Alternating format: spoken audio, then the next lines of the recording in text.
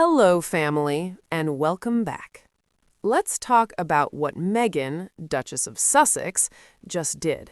Because this was not a random Instagram post, and it definitely wasn't nostalgia for nostalgia's sake. This was intentional. This was layered. And this was a reminder that 10 years later, after everything that was thrown at them, Harry and Meghan are still here, still together, still laughing, and stronger than ever.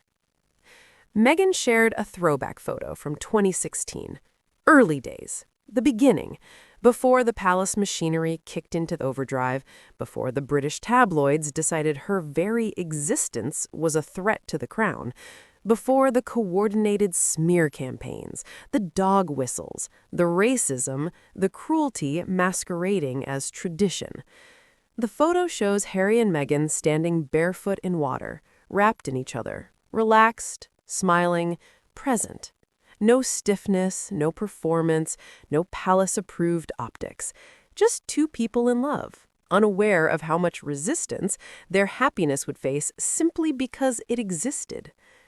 And then, because Meghan is never accidental, she follows that photo with a video. A video of her and Harry dancing romantically outside on their Montecito compound. Open space, blue skies, grass underfoot, privacy, peace.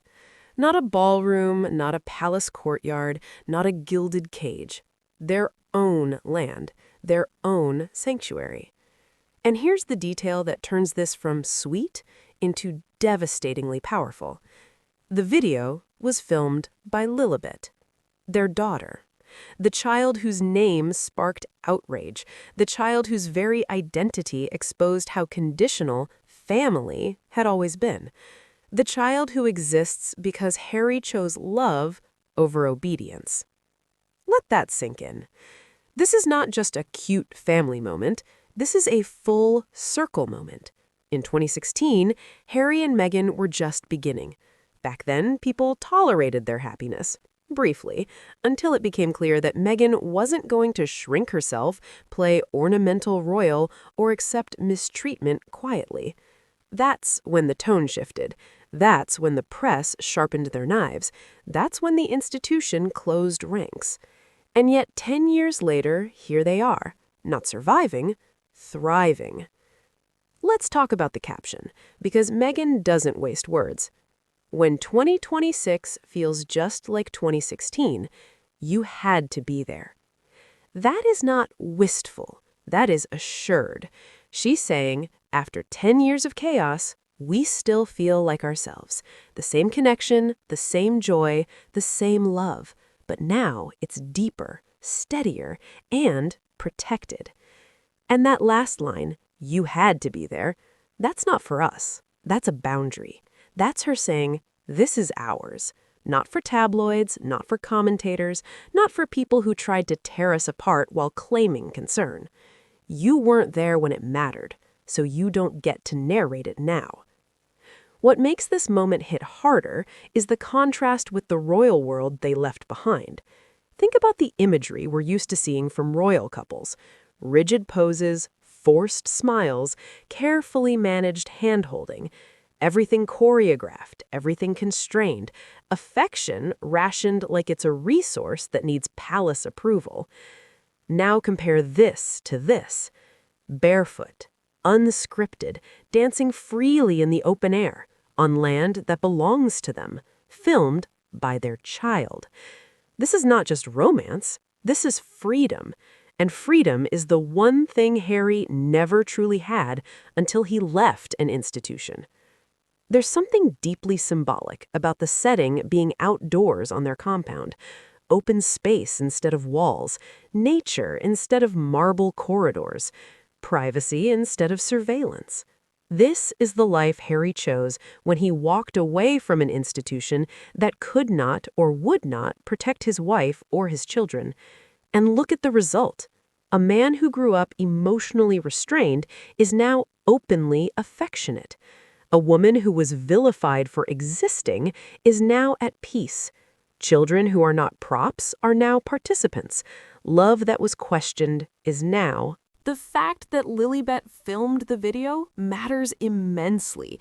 That means their children are growing up in an environment where love is visible, normal, and celebrated. That is a radical departure from what Harry experienced growing up, where affection was often hidden, controlled, or filtered through optics. This is generational healing in real time.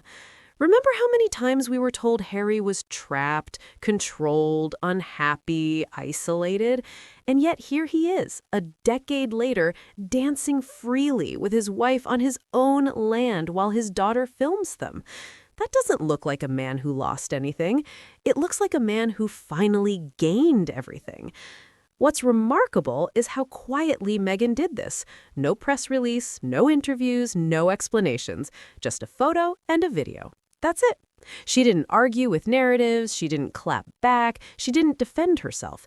She let life speak. And life is the one receipt the British media cannot manipulate. For 10 years, they've insisted this marriage wouldn't last, that Meghan was temporary, that Harry would regret it, that love wasn't enough, that he'd crawl back, that she'd be discarded. 10 years later, they're still wrong. This is not honeymoon love.